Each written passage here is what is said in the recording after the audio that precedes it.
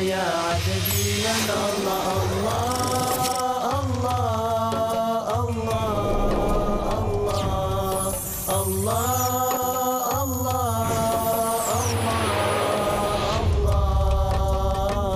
كلما ناديت ياه قال يا عبدي أنا الله كلما ناديت ياه قال يا عبدي أنا الله في ربيع یا ایھا الانسان، اے انسان، انک کادح الی ربک کدحا فملاقی، تیرا مقدر یہی ہے تکلیفیں جھیلتا ہوا، بوجھ برداشت کرتا ہوا، کوفت برداشت کرتا ہوا، اور پھر جا کر اپنے رب کے سامنے کھڑے ہونا ہے۔ مشقتیں بھی جھیلو، صدمے بھی جھیلو، بوجھ بھی اٹھاؤ، اینٹیں بھی ڈھو، اور جو بھی کرنا، قلم کی گھس گھس کرو، بیٹھو، اور پھر یہ کہ سب کچھ کر کے پھر ایک دن کھڑے بھی ہو جانا ہے۔ اب جاؤ ذرا حساب کتاب۔ لن تزول قدم ابن آدم حتی یسأل عن خمس، ابن آدم کے قدم ہل نہیں سکیں گے جب تک کہ 5 چیزوں کا حساب نہ لے لیا جائے۔ عن عمرہ فیما افناہ، حساب دو عمر کا، 80 برس کی عمر دی تمہیں، کہاں فنا کی؟ خاص طور پر وعن شبابہ فیما ابلاہ، شباب، جوانی، قوتوں کا، امنگوں کا دور، وہ کہاں گلائی تھی جوانی۔ وعن مالہ من این اکتسبہ وفیما انفقہ، مال کا حساب دو، کہاں سے کمایا تھا، حلال سے کہ حرام سے، اور کہاں خرچ کیا تھا، عیاشیوں میں، عللوں تللوں میں، یا ادائے حقوق میں۔ وعما عمل فیما علم، اور 5واں سوال سب سے مشکل ہے، جو علم حاصل ہوا تھا اس میں عمل کتنا کیا۔ وَذَكَرَ اسْمَ رَبِّهِ، پہلے خطبے میں اللہ کا نام لیا، ذکر کیا، پھر نماز پڑھی۔ یہ ترتیب گویا کہ جمعے کے اندر ہو رہی ہے۔ بل تؤثرون الحیات الدنیا، تمہارا اصل مرض کیا ہے؟ تم دنیا کی زندگی کو ترجیح دیتے ہو۔ اللہ اللہ، خیر صلی اللہ، میں نے یہی کہا تھا نا کہ بما قدم واخر، کسے آگے رکھا کسے پیچھے رکھا، سارا فیصلہ تو اس میں ہے۔ مقدم آخرت ہے اور دین ہے یا دنیا ہے؟ یا تو آپ نے مقدم بنا دیا آخرت کو تو جتنی دنیا مل جائے اللہ کا فضل ہے، اللہ کی طرف سے دین ہے، بونس ہے، لیکن اگر آپ نے مقدم بنا دیا دنیا کو تو پھر آپ گئے۔ بس یہ ہے سارا کانٹے کی بات جو ہے۔ تو اس حوالے سے بل تؤثرون الحیات الدنیا کلا بل تحبون العاجلہ وتذرون الآخرہ، تمہارا اصل مرض یہ ہے، تم اس عاجلہ سے محبت کرتے ہو، اس کا نفع بھی نقد، نقصان بھی نقد، تکلیف بھی فوراً محسوس ہو گئی اور راحت بھی فوراً محسوس ہو گئی، اور آخرت کا نفع نقصان بھی قرض ہے، ادھار ہے، اس کی تکلیف اس وقت محسوس نہیں ہو رہی۔ انگارے بھر رہے ہیں اپنے پیٹ کے اندر، لیکن وہ انگارے اس وقت پیٹ کو جلا نہیں رہے ہیں، وہ انگارے ظاہر ہو جائیں گے قیامت کے اندر، وہ جلائیں گے اس وقت، لیکن انگارے بھر اس وقت رہے ہو۔ جو فرمایا کہ جو یتیموں کا مال ہڑپ کرتے ہیں ناحق طور پر، وہ آگ بھر رہے ہیں اپنے پیٹوں کے اندر، لیکن اس وقت وہ آگ ٹھنڈی ہے، شوگر کوٹڈ ہے، اوپر اس کے انسولیشن ہے، وہ آپ کے معدے کو جلاتی نہیں جا کر، لیکن وہی ہے تو آگ۔ بہرحال تم ترجیح دیتے ہو دنیا کو، والآخرۃ خیر وابقیٰ، جبکہ آخرت بہتر بھی ہے اور باقی رہنے والی۔ ان ھذا لفی الصحف الاولی، یہی بات تھی پرانے صحیفوں میں۔ اصل میں یوں سمجھیے کہ جو کانٹے کی بات ہے وہ یہ ہے، جو اصل شے ہے ہدایت اور ضلالت کی جو بات ہے، راز وہ یہ ہے، کون کس کو مقدم کس کو مؤخر، دنیا یا آخرت۔ صحف ابراہیم و موسیٰ، صحف اولی یعنی ابراہیم کے صحیفے اور موسیٰ کے صحیفے۔ سورۃ الغاشیہ، بسم اللہ الرحمن الرحیم، هل اتاک حدیث الغاشیہ، کیا پہنچ چکی ہے تمہارے پاس اس ڈھانپ لینے والے کی خبر؟ وہ جب آئے گی قیامت ڈھانپ لے گی۔ وجوہ یومئذ خاشعہ، یہ مضمون دیکھیے سورہ قیامہ میں بھی آیا تھا، وجوہ یومئذ ناظرۃ الی ربہا ناظرہ ووجوہ یومئذ باسرۃ تظن ان یفعل بہا فاقرہ۔ پھر سورہ عبس میں آ چکا ہے، وجوہ یومئذ مسفرۃ ضاحکۃ مستبشرہ ووجوہ یومئذ علیہا غبرۃ ترہقہا قطرہ۔ یہاں دیکھیے وجوہ یومئذ خاشعہ، بہت سے چہرے اس دن ہوں گے ذلیل ہوئے ہوئے، دبے ہوئے، جھکے ہوئے، عاملۃ ناصبہ، ایسے کہ جیسے بڑی کوئی مشقت جھیلی ہے، اس کا تکان کے اثرات ہے، ایگزاسٹڈ ہے۔ تصلیٰ نارا حامیہ، وہ داخل ہوں گے ایک تپتی ہوئی آگ میں، دہتی ہوئی آگ میں۔ تسقیٰ من عین آنیہ، انہیں پلایا جائے گا وہ پانی کے جو کھولتا ہوا ہوگا، ایک ایسا چشمہ جس کا پانی کھولتا ہوا ہوگا۔ لیس لہم طعام الا من ضریع، نہیں ہوگا ان کے لیے کھانے کے لیے غذا مگر جھاڑ کانٹوں والا، کانٹوں والی جھاڑیاں، یا وہ زقوم جس کا ذکر پہلے ہو چکا ہے۔ لا یسمن ولا یغنی من جوع، نہ تو وہ موٹا کرے اور نہ وہ بھوک ہی کو مٹائے۔ یعنی یہ کہ کھانے کے دو ہی فائدے ہوتے ہیں، آپ کے جسم کو تقویت حاصل ہو، یا یہ کہ کم سے کم بھوک کا احساس تو ختم ہو جائے۔ ان دونوں میں سے کوئی شے نہیں ہوگی۔ اب اس کے برعکس وجوہ یومئذ ناعمہ، بہت سے چہرے ہوں گے اس روز تر و تازہ، جیسے کہ ناز و نعم میں پلے ہوئے لوگ ہوتے ہیں ان کے چہرے۔ لسعیہا راضیہ، وہ اپنی سعی اور جو بھی انہوں نے دنیا میں محنت کی تھی اور اس کے جو بھی انہوں نے مشقت کی تھی، اثار و قربانی کا معاملہ کیا تھا، اس کا جو نتیجہ ان کے سامنے آئے گا اس سے راضی ہوں گے۔ لسعیہا، یہ انہی کی کوشش تھی، محنت تھی، لیکن آج اللہ نے قبول فرما دی۔ اولئک کان سعیہم مشکورا، وہ لوگ ہوں گے کہ جن کی سعی جو ہے اللہ تعالیٰ کے یہاں مقبول ہو جائے گی تو وہ راضی ہوں گے۔ فی جنت عالیہ، ایک باغ میں جو بہت بلند ہوگا، اونچا۔ لا تسمع فیہا لاغیہ، اس میں وہ کوئی لغو بات بھی نہیں سنیں گے۔ کوئی لغو بات سننے سے بھی انسان کو کوفت ہوتی ہے، تو اور تو کوئی بات کیا، جھوٹ سننا یا کوئی الزام، یہ تو اس کا سوال نہیں، لغو بات بھی نہیں سنیں گے۔ فیہا عین جاریہ، اس میں ایک چشمہ ہے جاری، چلتا ہوا، بہتا ہوا۔ فیہا سرر مرفوعہ، اس میں اونچے تخت ہیں، واکواب موضوعہ، اور آب خورے ہیں، کپس ہیں، جام ہیں کہ جو رکھے ہوئے بڑے حساب سے، بڑی عمدگی سے چنے ہوئے۔ وَنَمَارِقُ مَصْفُوفَةٌ، اور قالین ہیں جو صف کے اندر بچھائے ہوئے ساتھ کے ساتھ لگا کر۔ وَزَرَابِيُّ مَبْثُوثَةٌ، اور مخمل کے نہالچے ہیں جو ہر جگہ جگہ پھیلے ہوئے ہیں، تھوڑی دیر کے لیے ادھر جا کے بیٹھنا ہے تو وہاں بھی ہے۔ أَفَلَا يَنظُرُونَ إِلَى الْإِبِلِ كَيْفَ خُلِقَتْ، یہ وہ آیات ہے قرآن کی کہ جس میں جو علامہ اقبال نے کہا ہے کہ آبزرویشن، دیکھو اور پھر نتیجے نکالو۔ یہ جو کلچر ہے یہ قرآن نے پیدا کیا ہے۔ توہمات، ایسے ہی بنائے ہوئے عقائد جن کے لیے کوئی سند نہیں، نہ عقل میں ہے اور نہ نقل میں ہے۔ یا تو وہی ہے، ریویلڈ نالج ہے جو اس میں ہے، عقل میں آئے یا نہ آئے وہ اللہ کی بات ہے، وہ ماننی ہے، لیکن اس کے بعد اس سے ماورا کوئی بات جو خلاف عقل ہے وہ نہیں مانیں گے۔ وہ پھر ہونی چاہیے ان السمع والبصر والفؤاد کل اولئک کان عنہ مسئولا، پھر اس سے ہے۔ اب دیکھو، افلا ینظرون الی الابل کیف خلقت، تو کیا یہ غور نہیں کرتے، دیکھتے نہیں ہیں کہ اونٹوں کو کیسے بنایا گیا ہے، ان کے جسم کی کتنی ہم آہنگی ہے ان کے ماحول کے ساتھ۔ پورے ہفتے انہیں پانی نہ ملے لیکن وہ چلتے رہیں گے، کھانے کو نہ ملے چلتے رہیں گے، ان کے پاؤں ایسے بنائے کہ دھستے نہیں ہیں ریت کے اندر۔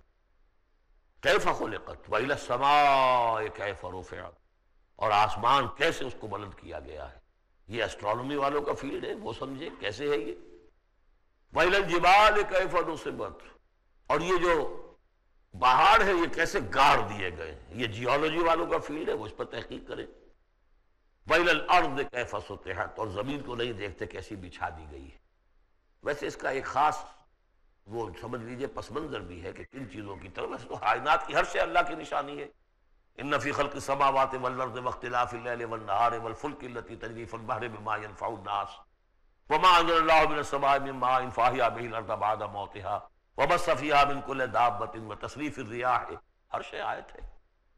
شیخ سعدی کہتے ہیں برگ درختان سبز در نظر ہوشیار، ہر ورق نفترست از معرفت کردگار۔ یہ جو درخت ہیں ان کے جو پتے ہیں یہ ہرے ہرے پتے، جو دیکھنے والی آنکھ ہے اس کو تو یہ ان میں سے ہر پتا ایک دفتر نظر آتا ہے معرفت کا، اللہ تعالیٰ کی معرفت کا۔ اور آج ہمیں معلوم ہوا ہے کچھ نہ کچھ، آج سے پہلے لوگوں کو معلوم نہیں تھا کہ ہر پتے میں ایک فیکٹری ہے، فوٹو سنتھسس کی فیکٹری ہے، کہ جو یہ سولر انرجی ہے اسے جذب کر رہی ہے اور اس کو جو ہے کنورٹ کر رہی ہے، وہی انرجی ہے جو لکڑی کے اندر سٹور ہو رہی ہے، پھر آپ لکڑی جلا کر نکال لیتے، یہ آگ کہاں سے آ گئی؟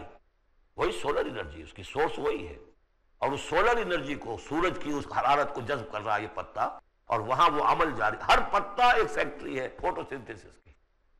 تو برگ درختان سبز در نظر ہوشیار، ہر ورق دفترست از معرفت کردگار۔ لیکن یہاں چار چیزوں کا ذکر جو ہوا ہے یہ ایک خاص پس منظر ہے۔ آپ کو معلوم ہے کہ ان لوگوں کے جو پہلے مخاطب تھے قرآن کے، ان کی زندگی گزرتی تھی سفروں میں، لیلۃ الشتاء والصیف، اور سارا یہ حجاز کا علاقہ تھا جب یہ چلتے تھے تو چلتے ہوئے کیا چیز ہے؟ اونٹ پر تو سوار ہیں، اوپر آسمان ہے، دانے بائیں پہاڑ ہے، نیچے زمین ہے، یہ چار چیزیں وہ تھی کہ جو ان کے لیے ہر وقت ہر آن ان کی نگاہوں کے سامنے. دیکھتے تو تم ہو لیکن یہ حیوانوں کا سا دیکھنا دیکھ رہے ہو تم. یہ تو اونٹ نے بھی دیکھ لیا کہ اوپر آسمان ہے نیچے زمین ہے اور ادھر پہاڑ ہے ادھر پہاڑ ہے، یہ تو اس نے بھی دیکھ لیا. تم نے کیا دیکھا؟ دم چیز پیامِ شنیدی نہ شنیدی در خاک تو یک جلوہ آمیخت نہ دیدی. یہ سانس جو آ رہا ہے یہ پیام ہے، کوئی پیغام ہے اللہ کا. کبھی سنا ہے کہ نہیں سنا؟ تو یہ ہے وہ کہ اب ان کو دیکھو، ان چیزوں کو آبزرو کرو، ان کی حکمتوں کو دیکھو. افلا ينظرون الى الابل كيف خلقت والى السماء كيف رفعت والى الجبال كيف نصبت والى الارض كيف سطحت فذكر انما انت مذکر. تو اے نبی آپ نصیحت کرتے رہیے، تذکیر کرتے رہیے، ان کو بتاتے اور سکھاتے رہیے، یاد دہانی کرتے رہیے. آپ تو بس یاد دہانی کرانے والے ہیں، آپ ان کے اوپر لست علیہم بمسیطر، آپ کو داروغہ نہیں ہے کہ کان پکڑ کر لے آئیں ان کو ہدایت کے راستے پر. یہ آپ کا کام نہیں. الا من تولا وکفر، سوائے اس کے کہ جس نے منہ موڑا اور کفر کیا. فیعذبہ اللہ العذاب الاکبر، پھر اس کو تو اللہ عذاب دے گا سب سے بڑا عذاب. کیوں سب سے بڑا عذاب؟ رسول کے آنے کے بعد جبکہ حق بالکل عریاں ہو کر سامنے آ جائے، کوئی شک و شبہ باقی نہ رہے، ان کی سیرت کے بارے میں، ان کی شخصیت کے بارے میں کوئی داغ نہیں، کوئی دھبا نہیں، کوئی انگلی اٹھ نہیں سکتی. اور جس طریقے سے آیات ربانیہ انہوں نے پڑھ پڑھ کر سنا دی ہیں، اب بھی اگر کوئی نہیں ہے تو معلوم ہے کوئی خیر نہیں ان کے اندر. كلما ناديت ياه قال يا علما ناديت ياه قال يا عبدي. افلا ينظرون الى الابل كيف خلقت والى السماء كيف رفعت والى الجبال كيف نصبت والى الارض كيف سطحت فذكر انما انت مذکر. تو اے نبی آپ نصیحت کرتے رہیے، تذکیر کرتے رہیے، ان کو بتاتے اور سکھاتے رہیے، یاد دہانی کرتے رہیے. آپ تو بس یاد دہانی کرانے والے ہیں، آپ ان کے اوپر لست علیہم بمسیطر، آپ کو داروغہ نہیں ہے کہ کان پکڑ کر لے آئیں ان کو ہدایت کے راستے پر. یہ آپ کا کام نہیں. الا من تولا وکفر، سوائے اس کے کہ جس نے منہ موڑا اور کفر کیا. فیعذبہ اللہ العذاب الاکبر، پھر اس کو تو اللہ عذاب دے گا سب سے بڑا عذاب. کیوں سب سے بڑا عذاب؟ رسول کے آنے کے بعد جبکہ حق بالکل عریاں ہو کر سامنے آ جائے، کوئی شک و شبہ باقی نہ رہے، ان کی سیرت کے بارے میں، ان کی شخصیت کے بارے میں کوئی داغ نہیں، کوئی دھبا نہیں، کوئی انگلی اٹھ نہیں سکتی. اور جس طریقے سے آیات ربانیہ انہوں نے پڑھ پڑھ کر سنا دی ہیں، اب بھی اگر کوئی نہیں ہے تو معلوم ہے کوئی خیر نہیں ان کے اندر.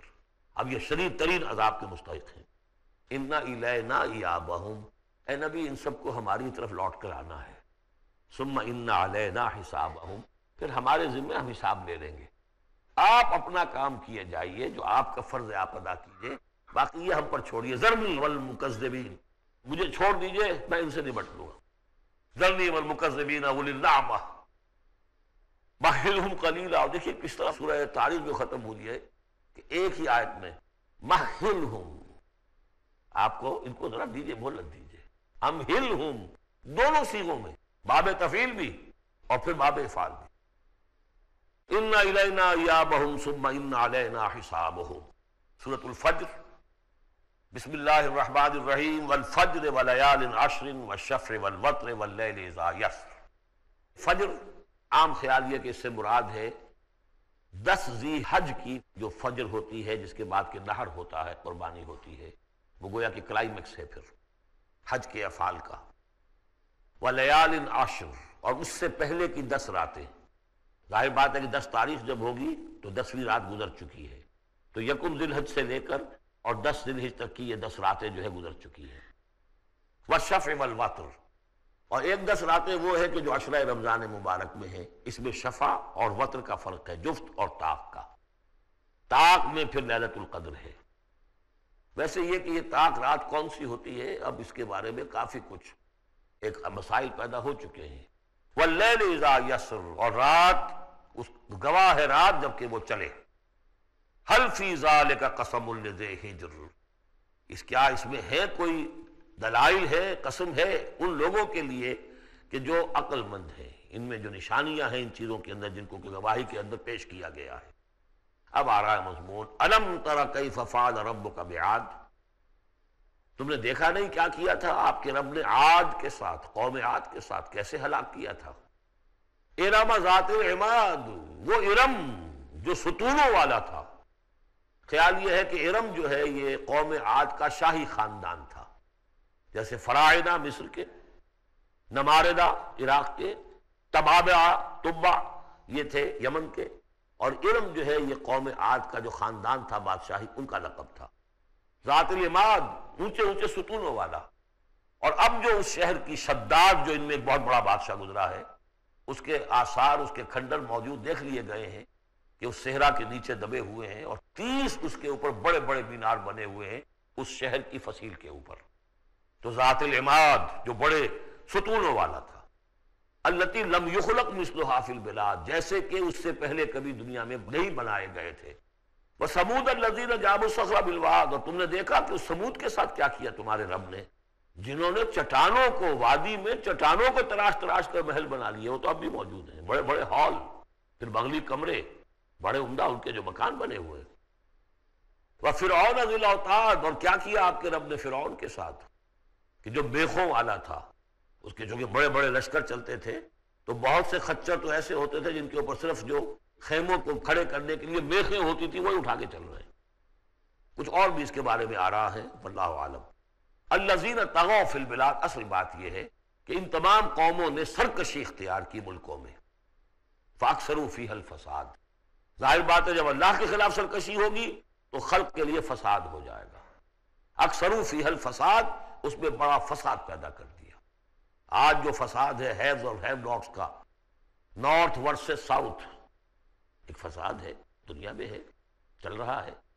جس طریقے سے کہ پیسہ کھینچ رہی ہیں یہ قومیں، G7 اور G9، یہ اگرچہ ان کے لیے بھی پرابلمز پیدا ہو رہے ہیں، اور بھی دور فلک ہیں ابھی آنے والے، ناز اتنا نہ کرے ہم کو ستانے والے، ان کی بھی اپنی جو ہے اندر سے رگیں کٹ رہی ہیں، لیکن بہرحال ایک زمانے میں انہوں نے فساد مچایا۔ ظہر الفساد فی البر والبحر بما کسبت ایدی الناس فصب علیہم ربک صوت عذاب، تو پھینکا اور دے مارا ان کے اوپر ان کے رب نے عذاب کا کوڑا۔ عذاب کا کوڑا تھا جس سے آل فرعون بھی ختم ہوئے، اور وہ عاد بھی تباہ و برباد کر دیے گئے، قوم سمود نسیہ منسیہ کر دیے گئے۔ ان ربک لبالمرصاد، جان لو کہ تمہارا رب تاک میں بیٹھا ہوا ہے، گھات میں ہے، جو کوئی ایسی سرکشی کرے گا اس کا پھر یہی حشر کرے گا۔ یہ اب جو مضمون آ رہا ہے قرآن مجید میں، بہت ہی اہم مضمون ہے۔ فَأَمَّا الْإِنسَانُ إِذَا مَا ابْتَلَاهُ رَبُّهُ فَأَكْرَمَهُ وَنَعَّمَهُ فَيَقُولُ رَبِّي أَكْرَمَنِ۔ انسان کا معاملہ یہ ہے کہ جب اس کا رب اسے آزماتا ہے، اسے عزت دیتا ہے، نعمتیں دیتا ہے، تو وہ کہتا میرے رب نے مجھے عزت دی۔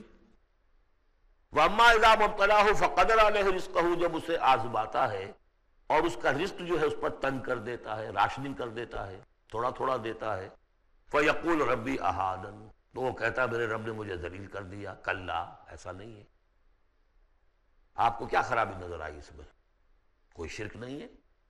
اس نے یہ تو نہیں کہا کہ مجھے نعمتیں دی ہیں تو کوئی لکشمی بائی کی کرپا ہو گئی ہے، یہ تو نہیں کہا۔ اللہ نے، میرے رب نے مجھے عزت دے دی، اور اگر کہیں تنگی آ گئی ہے تو یہ میرے رب نے مجھے ذلیل کر دیا۔ توحید تو مکمل ہے نا یہاں، کہ کسی اور دیوی دیوتا، کسی اور الہہ کا تذکرہ نہیں ہے، رب ہی نے مجھے عزت دی، رب ہی نے مجھے ذلیل کیا۔ تو عز من تشاء و تذل من تشاء، اے اللہ تو ہی ہے جس کو چاہتا عزت دیتا ہے، جس کو چاہتا ذلیل کر دیتا ہے۔ تو کیا خرابی کیا ہے اس میں؟ اس میں خرابی یہ ہے کہ اس دنیا میں جو کچھ تمہیں ملتا ہے تم اسے عزت مت سمجھو، یہ امتحان ہے، اور اگر کبھی تنگی آتی ہے اسے ذلت نہ سمجھو، یہ بھی امتحان ہے۔ یہ برابر ہے۔ یہ تم نے اسے عزت سمجھا، دھوکہ کھا گئے، اس کو ذلت سمجھا، دھوکہ کھا گئے۔ چاہے توحید انٹیکٹ ہے آپ کی، لیکن توحید جو ہے وہ تو یوں سمجھیے کہ جڑ بنیاد ہے نا ہدایت کی، اس سے اوپر بھی تو منزلیں ہیں ہدایت کی کہ نہیں؟ یہ امتحان ہے۔ ایک لفظ جو کامن ہے، اذا مبتلاہ ربہ فاکرمہ، جب اسے ابتلا میں ڈالا اور ابتلا میں عزت دی۔ دیکھیں اب کرتا کیا ہے، صبر کرتا ہے، اپنی جو بھی ہم نے اس کو نعمتیں دی ہیں وہ حقداروں کو ان کے حق ادا کرتا ہے کہ نہیں کرتا ہے؟ یہ عزت نہیں ہے۔ عزت تو تب ہوگی جب تم اس امتحان میں پورے اترو گے۔ ذالک یوم التغابن، وہ تو قیامت میں پتہ چلے گا کہ کس کے لیے عزت تھی، کس کے لیے نہیں۔ کسی کو تنگی دی ہے تو یہ ذلت نہیں ہے، دیکھنا ہے صبر کرتا ہے کہ نہیں کرتا؟ کہیں یہ بالکل مستر ہو کر اور اپنی عزت نفس جو ہے ہتھیلی پر رکھ کر لوگوں کے سامنے مانگنے کے لیے تو نہیں نکل جاتا؟ پتہ چل گیا نا؟ تو یہ امتحان ہے۔ تو پہلا درجہ سمجھیے کہ چاہے فراوانی ہو، عیش ہو، آرام ہو، دولت ہو، یہ بھی امتحان، تکلیف ہے، رنج ہے، محنت ہے، مشقت ہے، اسرت ہے، تو یہ بھی امتحان، دونوں برابر ہو گئے۔ اب بھی ہدایت اس سے اوپر بھی ہے ایک۔ ہمارے دل میں یہ چور رہے گا پہلا امتحان آسان ہے، دوسرا مشکل ہے۔ نہیں، حقیقت اس کے برعکس ہے۔ پہلا مشکل ہے، یہ دولت میں رہ کر بھول جانے کا آپ کے اندر زیادہ امکان ہے۔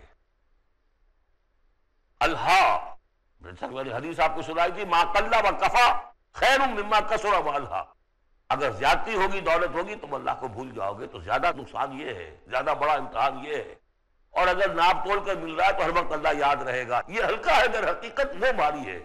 اور اسی میں وہ واقعہ لوٹ کر لیجئے امام احمد ابن حنبل رحمۃ اللہ علیہ کا، کہ جب وہ مار پڑ رہی تھی کہ جس کے بارے میں الفاظ ہے کہ ہاتھی کو بھی وہ مار پڑتی تو بلبلا اٹھتا، اس وقت آنکھوں میں آنسو نہیں آئے۔ کب آئے؟ جب خلیفہ وقت کا ایلچی آیا ہے اشرفیوں کے توڑے لے کر کہ یہ بادشاہ نے آپ کے لیے نذرانہ بھیجا ہے، تب رو پڑے، اے اللہ میں اس امتحان کے قابل نہیں ہوں۔ یہ امتحان سختر ہے۔ تو یہ ہے درجہ بدرجہ، لَتَرْكَبُنَّ طَبَقًا عَنْ طَبَقٍ، تو ہدایت کے بھی یہ درجے ہیں۔ پہلا درجہ تو یہ ہے کہ جو بھی ہے اللہ کی طرف سے ہے، تنگی ہے تو اللہ کی طرف سے، اور فراوانی ہے تو اللہ کی، یہ توحید تو پوری ہو گئی آپ کی، اللہ کی طرف سے۔ لیکن اس میں اب آگے درجے ہیں، یہ امتحان ہے، یہ بھی امتحان، وہ بھی امتحان، اس اعتبار سے دونوں بھی امتحان ہیں، یہ دونوں برابر ہیں۔ اس سے بھی اوپر یہ ہے، وہ امتحان مشکل ہے فراوانی والا، اور یہ امتحان جو ہے یہ آسان ہے۔ كلما ناديت ياه قال يا عبدي، پیس ٹی وی پیش کر كلما ناديت ياه قال يا عبدي۔ یہ امتحان ہے، ایک لفظ جو کامن ہے، اذا مبتلاہ ربہ فاکرمہ، جب اسے ابتلا میں ڈالا اور ابتلا میں عزت دی۔ دیکھیں اب کرتا کیا ہے، صبر کرتا ہے، اپنی جو بھی ہم نے اس کو نعمتیں دی ہیں وہ حقداروں کو ان کے حق ادا کرتا کہ نہیں کرتا ہے۔ یہ عزت نہیں ہے، عزت تو تب ہوگی جب تم اس امتحان میں پورے اترو گے۔ ذالک یوم التغابن، وہ تو قیامت میں پتہ چلے گا کہ کس کے لیے عزت تھی، کس کے لیے نہیں۔ کسی کو تنگی دی ہے تو یہ ذلت نہیں ہے، دیکھنا ہے صبر کرتا ہے کہ نہیں کرتا۔ کہیں یہ بالکل مستر ہو کر اور اپنی عزت نفس جو ہے ہتھیلی پر رکھ کر لوگوں کے سامنے مانگنے کے لیے تو نہیں نکل جاتا؟ پتہ چل گیا نا؟ تو یہ امتحان ہے۔ تو پہلا درجہ سمجھیے کہ چاہے فراوانی ہو، عیش ہو، آرام ہو، دولت ہو، یہ بھی امتحان، تکلیف ہے، رنج ہے، محنت ہے، مشقت ہے، اسرت ہے، تو یہ بھی امتحان، دونوں برابر ہو گئے۔ اب بھی ہدایت اس سے اوپر بھی ہے ایک۔ ہمارے دل میں یہ چور رہے گا پہلا امتحان آسان ہے، دوسرا مشکل ہے۔ نہیں، حقیقت اس کے برعکس ہے۔ پہلا مشکل ہے، یہ دولت میں رہ کر بھول جانے کا آپ کے اندر زیادہ امکان ہے۔ حدیث آپ کو سنائی تھی، ما قل و کفا خیر مما کثر و الہا، اگر زیادتی ہوگی، دولت ہوگی، تم اللہ کو بھول جاؤ گے تو زیادہ نقصان یہ ہے، زیادہ بڑا امتحان یہ ہے، اور اگر ناپ تول کر مل رہا ہے تو ہر وقت اللہ یاد رہے گا۔ یہ ہلکا ہے، در حقیقت وہ بھاری ہے۔ اور اسی میں وہ واقعہ لوٹ کر لیجئے امام احمد ابن حنبل رحمۃ اللہ علیہ کا، کہ جب وہ مار پڑ رہی تھی کہ جس کے بارے میں الفاظ ہے کہ ہاتھی کو بھی وہ مار پڑتی تو بلبلا اٹھتا، اس وقت آنکھوں میں آنسو نہیں آئے۔ کب آئے؟ جب خلیفہ وقت کا ایلچی آیا ہے اشرفیوں کے توڑے لے کر کہ یہ بادشاہ نے آپ کے لیے نذرانہ بھیجا ہے، تب رو پڑے، اے اللہ میں اس امتحان کے قابل نہیں ہوں۔ یہ امتحان سختر ہے۔ تو یہ ہے درجہ بدرجہ، لَتَرْكَبُنَّ طَبَقًا عَنْ طَبَقٍ، تو ہدایت کے بھی یہ درجے ہیں۔ پہلا درجہ تو یہ ہے کہ جو بھی ہے اللہ کی طرف سے ہے، تنگی ہے تو اللہ کی طرف سے، اور فراوانی ہے تو اللہ کی، یہ توحید تو پوری ہو گئی آپ کی، اللہ کی طرف سے۔ لیکن اس میں اب آگے درجے ہیں، یہ امتحان ہے، یہ بھی امتحان، وہ بھی امتحان، اس اعتبار سے دونوں بھی امتحان ہیں، یہ دونوں برابر ہیں۔ اس سے بھی اوپر یہ ہے، وہ امتحان مشکل ہے فراوانی والا، اور یہ امتحان جو ہے یہ آسان ہے۔ فَأَمَّا الْإِنسَانُ إِذَا مَا ابْتَلَاهُ رَبُّهُ فَأَكْرَمَهُ وَنَعَّمَهُ فَيَقُولُ رَبِّي أَكْرَمَنِ وَأَمَّا إِذَا مَا ابْتَلَاهُ فَقَدَرَ عَلَيْهِ رِزْقَهُ فَيَقُولُ رَبِّي أَهَانَنِ كَلَّا۔ لیکن چونکہ تمہاری ذہنیت یہ ہے، لہذا تمہارا طرز عمل کیا ہے؟ بَلَا تُكْرِمُونَ الْيَتِيمَ، تم یتیم کی عزت نہیں کرتے۔ وَلَا تَحَاضُّونَ عَلَىٰ طَعَامِ الْمِسْكِينِ، تو مسکینوں کو، غریبوں کو کھانا کھلانے پر ایک دوسرے کو اکساتے بھی نہیں ہو، خود تو کیا کھلاؤ گے؟ اس لیے کسی اور سے اگر کہہ دیں گے تو وہ پلٹ کر کہہ دے گا تم کیوں نہیں کھلا دیتے، لہذا بہتر یہ ہے کہ خاموشی رہو۔ وَلَا تَحَاضُّونَ عَلَىٰ طَعَامِ الْمِسْكِينِ وَتَأْكُلُونَ التُّرَاثَ أَكْلًا لَمًّا، اور تم چاہتے ہو کہ ساری وراثت اور میراث سمیٹ کر تم ہی ہڑپ کر جاؤ۔ اور وہ رواج وہاں پر یہ تھا، یہ تو قرآن نے دیا ہے تفصیلی قانون وراثت۔ باقی یہ ہے کہ جس شخص کا ہاتھ پڑ گیا اور جس میں جو بڑا کوئی طاقتور ہے وہ چھوٹے بہن بھائیوں کو کیا دیتا تھا؟ کچھ بھی نہیں۔ تم چاہتے ہو کہ ساری میراث تم جمع کر کے ہڑپ کر لو۔ وَتُحِبُّونَ الْمَالَ حُبًّا جَمًّا، اور مال سے تو تم محبت کرتے ہو ٹوٹ کر، وہ تو گویا کہ کوٹ کوٹ کر بھری ہوئی ہے تمہارے دل میں۔ کلا، یہ دو صورتیں اس اعتبار سے ان کو ذہن میں رکھیے کہ خاص عرب کا جو ایک معاشرہ تھا، اس کا ایک کلچر تھا، اس کی ایک ثقافت تھی، اس کی تصویر ہے جو ان دونوں صورتوں میں آ رہی ہے۔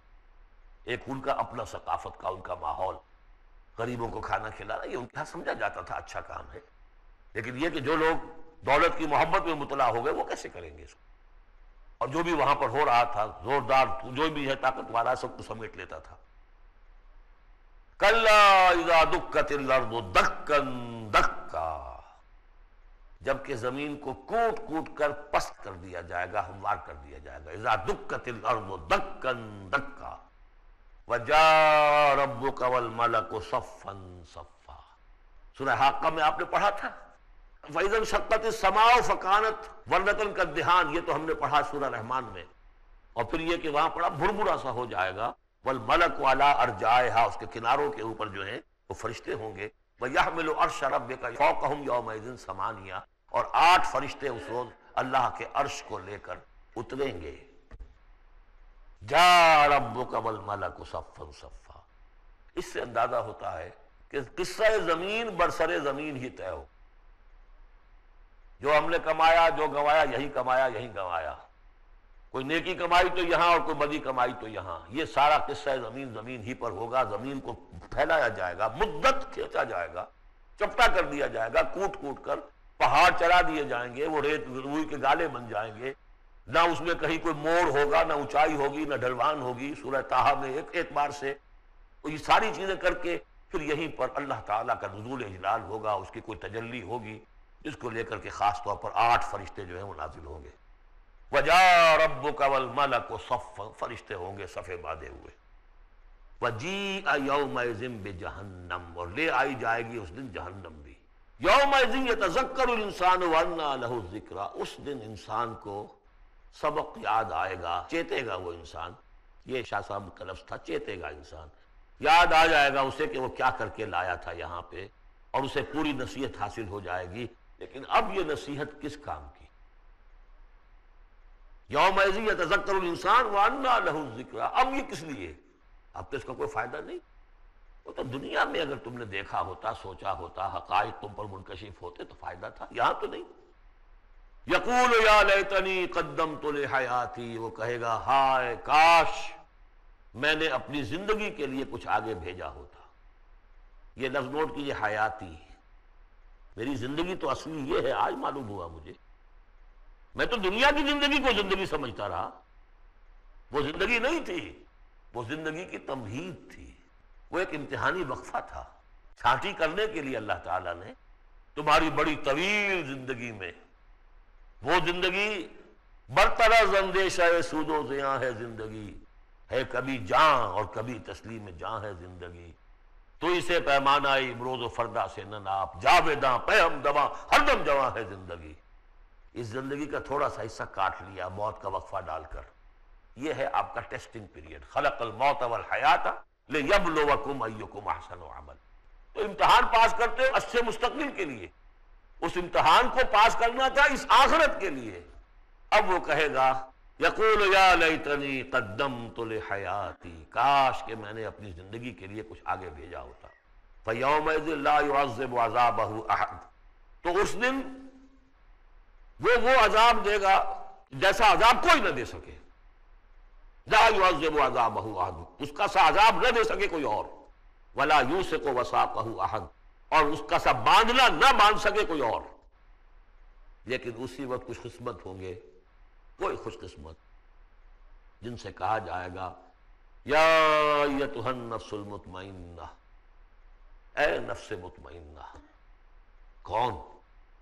جو اس زندگی میں، امتحانی زندگی میں مطمئن ہو کر اپنے رب کی بندگی میں لگا رہا، یکسوئی کے ساتھ اس کے دین کے ساتھ چمٹا رہا، مطمئن۔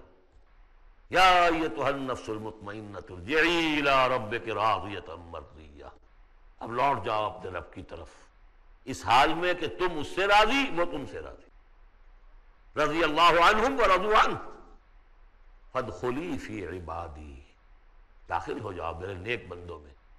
اولئک مع الذین انعم اللہ علیہم من النبیین والصدیقین والشہداء والصالحین، جاؤ ادھر جاؤ۔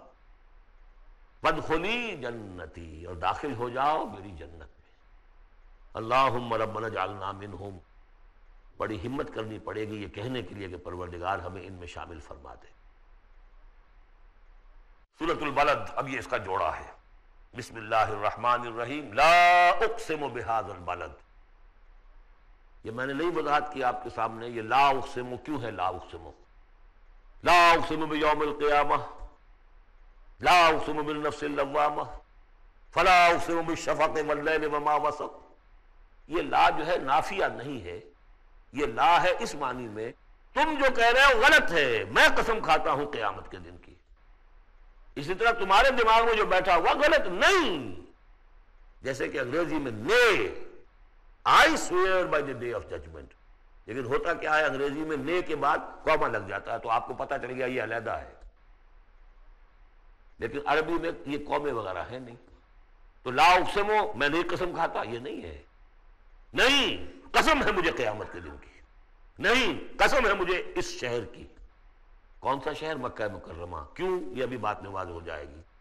وَأَنْتَ حِلٌّ بِهَذَا الْبَلَدِ، اور اے نبی آپ کے لیے حلال ہو جائے گا یہ شہر، یعنی یہ کہ ایک وقت آئے گا کہ اس شہر میں خونریزی کرنا آپ کے لیے اس کی اجازت ہو جائے گی، حالانکہ یہ جو ہے بلد الحرام ہے۔ لا اقسم بہذا البلد وانت حل بہذا البلد ووالد وما ولد، اور تیسری قسم والد اور اولاد۔ یہ ایک اور مشقت ہے جو انسان پر ہے، اولاد کا پالنا، پروان چڑھانا، پرورش کرنا، کتنا بڑا بوجھ۔ كلما ناديت ياهو ديت ياهو قال يا عبدي۔ یہ قسمیں کھا کر کیا کہا؟ لقد خلقنا الانسان فی کبد، ہم نے انسان کو محنت و مشقت ہی میں پیدا کیا ہے۔ یہ گویا کہ اس کے ساتھ جوڑ لیجئے، یا ایھا الانسان انک کادح الی ربک کدحا فملاقیہ۔ تو میں نے اس وقت بھی عرض کیا تھا غالب کے جو دو اشعار ہیں، قید حیات و بند غم اصل میں دونوں ایک ہیں۔ بہت سے پہلے آدمی غم سے نجات پائے کیوں؟ مشقت تو یہاں ہر ایک کے لیے، محنت ہے، مشقت ہے، تکلیف ہے، مسائل ہیں، پریشانیاں ہیں، کوفت ہے، ہر شخص کے لیے۔ بس ذرا سا فرق ہے، کوئی ایئر کنڈیشن کمرے میں بیٹھا ہوا ہے لیکن چین نہیں ہے، ایئر کنڈیشن کمروں کے اندر مخملی گدیلوں پر نیند نہیں آ رہی ہے۔ کوئی شخص ہے کہ جس کو مشقت جو ہے جسمانی ہے، کسی کی مشقت جو ہے وہ نفسیاتی ہے، مشقت ہے۔ لقد خلقنا الانسان فی کبد، یہاں کوئی بھی اس کبد سے، اس مشقت سے مستثنا نہیں ہے۔ قید حیات و بند غم اصل میں دونوں ایک ہیں، موت سے پہلے آدمی غم سے نجات پائے کیوں؟ لیکن وہاں سورہ انشقاق میں اس سے اگلا مرحلہ ہے کہ اب تو گھبرا کے یہ کہتے ہیں کہ مر جائیں گے، مر کے بھی چین نہ پایا تو کدھر جائیں گے، مرنے کے بعد پھر کھڑے ہونا ہے اللہ کے حضور میں جا کر۔ فَمُلَاقِيهِ يَا أَيُّهَا الْإِنسَانُ إِنَّكَ كَادِحٌ إِلَىٰ رَبِّكَ كَدْحًا فَمُلَاقِيهِ فَأَمَّا مَنْ أُوتِيَ كِتَابَهُ بِيَمِينِهِ۔ اب یہ وہاں پر مسئلہ ہو جائے گا۔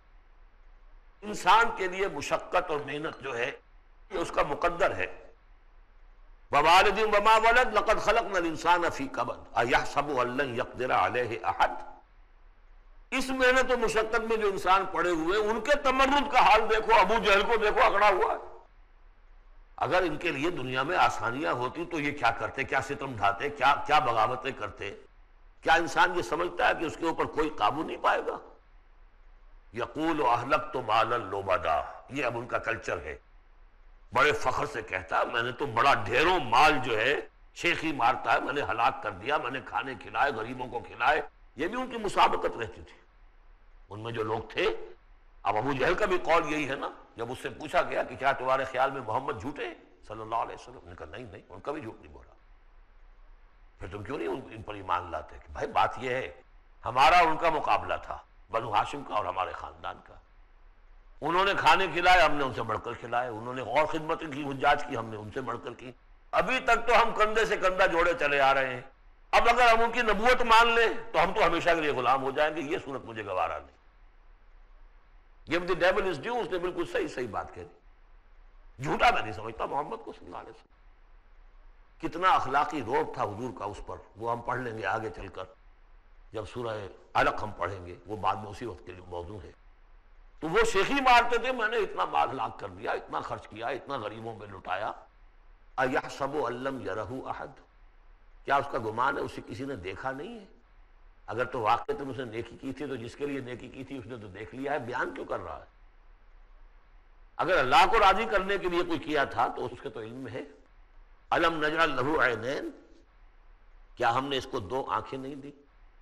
وَلِسَانًا وَشَفَتَيْنِ، اور زبان دی اور دو ہونٹ دیے. وَهَدَيْنَاهُ النَّجْدَيْنِ، اور ہم نے اس کو راہ دکھلا دی دو گھاٹیوں کی. دو گھاٹیوں کی ہدایت دے دی. اس میں عام رائے تو یہ ہے کہ اس سے مراد ہے نیکی اور بدی، لیکن یہ کہ مجھے اس رائے سے زیادہ اتفاق ہے جن کے خیال میں اس سے مراد ہے ماں کی دو چھاتیاں. ابھار ہوتے ہیں، نجدین اس کو کہتے ہیں جو چیز ابھری ہوئی ہو. یہ جبلی ہدایت ہے جو بچہ لے کر آیا ہے. کس نے پڑھایا اس کو؟ کس نے یہ سکھایا ہے اس کو کہ جاؤ چوسو اور تمہارے اندر دودھ آ جائے گا، تمہیں جو ہے غذا مل جائے گی؟ یہ ہدایت ہے اللہ. وہ میں نے عرض کیا تھا جبلی ہدایت. الذی خلق فسوی والذی قدر فہدی، یہ ہدایت تو وہ لے کے آیا بچہ. اسے معلوم میری غذا کہاں ہے، کہ ماں میں اس کے منہ میں جاتا ہے ماں کا دودھ اور وہ اس کو چوستا ہے اور پیتا ہے. کہیں سے سیکھ کر آیا ہے، کوئی ٹریننگ اس کو دی گئی ہے. وَهَدَيْنَاهُ النَّجْدَيْنِ، بہرحال دونوں معنی آپ ذہن میں رکھیے. فَلَقْتَحَمَ الْعَقَبَةَ، لیکن وہ گھاٹی کو عبور نہ کر سکا. گھاٹی کون سی ہے بھائی؟ وَمَا أَدْرَاكَ مَا الْعَقَبَةُ، جانتے ہو وہ گھاٹی کون سی ہے؟ فَكُّ رَقَبَةٍ، کسی گردن کا چھڑا دینا، آزاد کر دینا، کسی غلام کو آزاد کرا دینا اپنا مال خرچ کر کے، یا کسی مقروض کا قرضہ ادا کر دینا اپنے مال سے. او اطعام فی یوم ذی مسغبہ، یا کھانا کھلا دینا بھوک کے دن جبکہ اپنے بھی لالے پڑے ہوئے ہوں، قحط کا عالم ہو، اور آدمی کو نظر آ رہا ہو کہ میرا اپنا سٹور بھی جو ہے گندم کا ختم ہو رہا ہے، پھر بھی کھانا کھلائے بھوکے کو. یتیمن ذا مقربۃ، اس یتیم کو کہ جو قرابت دار بھی ہے، بھتیجا ہے، بھانجا ہے. او مسکینن ذا متربہ، یا وہ محتاج جو مٹی میں رل رہا ہے. ثم کان من الذین آمنوا وتواصوا بالصبر وتواصوا بالمرحمہ. دیکھیے یہ ہے وہ فلسفہ جو سورہ حدید میں آیا تھا، اب اچھی طرح سمجھ لیجئے. اس میں سے انسان کا اس گھاٹی میں سے نکل جائے گا تو آگے رستہ صاف ہے. وہ اصل جو بریک لگا ہوا ہے وہ مال کی محبت کا ہے.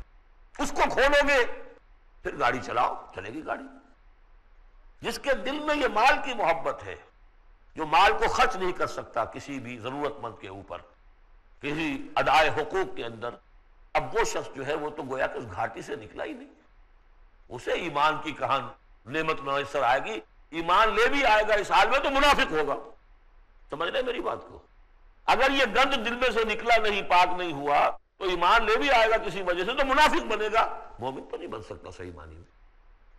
اس گندگی کو دور کرو، جیسا کہ ہم نے وہاں پڑھا تھا اعلموا ان اللہ یحیی الارض بعد موتها قد بینا لکم الآیات لعلکم تعقلون ان المصدقین والمصدقات واقرضوا اللہ قرضا حسنا یضاعف لهم ولهم اجر کریم والذین آمنوا باللہ ورسلہ. یہ منزل طے کر کے اگر ایمان لایا ہے انسان تو اولئک هم الصدیقون والشہداء، وہ ان کے مراتب عالیہ کھلے ہوئے ہیں. ادھر جاؤ یا ادھر جاؤ اپنی استاد طبع اور مزاج کے مطابق.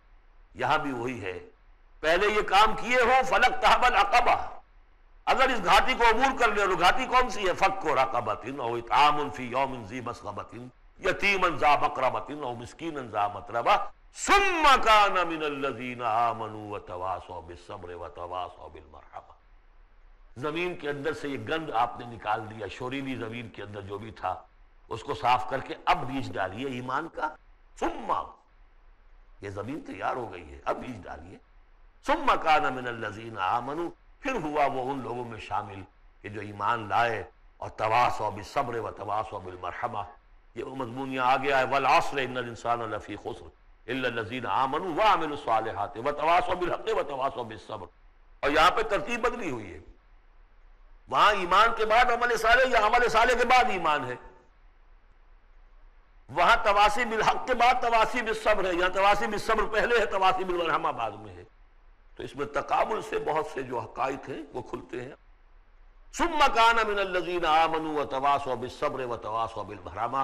اگر اس گھاٹی کو عبور کر کے آدمی آئے اور پھر وہ ایمان لانے والوں میں شامل ہو تو پھر اس کا معاملہ اولئک هم الصدیقون والشہداء عند ربہم. اولئک اصحاب المیمنہ، یہ ہوں گے میمنہ والے، داہنے والے. وہ داہنے والے ہم پڑھ چکے ہیں سورہ واقعہ میں بھی، فاصحاب الیمین ما اصحاب الیمین واصحاب الشمال ما اصحاب الشمال فالسابقون السابقون کنتم ازواجا ثلاثہ، 3 گروہوں میں تم تقسیم ہو جاؤ. پھر یہ بھی ہو سکتا ہے ان کو جو اعمال نامے دیے جائیں گے داہنے ہاتھ میں دیے جائیں گے، ان کو جو اعمال نامے تھمائے جائیں گے وہ بائیں ہاتھ میں تھمائے جائیں گے. اولئک اصحاب المیمنہ. ویسے یمن کا لفظ آتا ہے خوش بختی کے لیے، تو یہ خوش بخت لوگ ہیں، یہ کامیاب ہو گئے، یہ رشد اور سعادت کی منزلوں کو پا گئے، یہ فوز اور فلاح تک پہنچ گئے.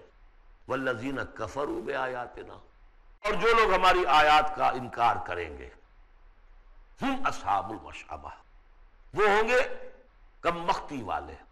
علیہم نار موصدہ، ان پر آگ بند کر دی جائے گی. یعنی ایک وہ ہے آگ کہ جس کا باہر نکل رہے ہیں، لپٹیں نکل رہی ہیں، ایک یہ کہ بند کر دیا جائے تو ساری حرارت اندر ہی اندر رہے، گویا کہ جسے دم پخت کہتے ہیں آپ، پوری کی پوری جو ہے ان کے اوپر آگ موند لی جائے گی. علیہم نار موصدہ. اللہ تعالی ہمیں اس سے بچائے اور ہمیں اللہ تعالی اپنی شان غفاری اور شان رحیمی کی طفیل ہمیں اصحاب جنت میں داخل فرمائے. بارک اللہ لی ولکم فی القرآن العظیم ونفعنی وإیاکم بالآیات والذکر الحکیم. اللہ اللہ اللہ اللہ، کلما نادیت یاہو قال یا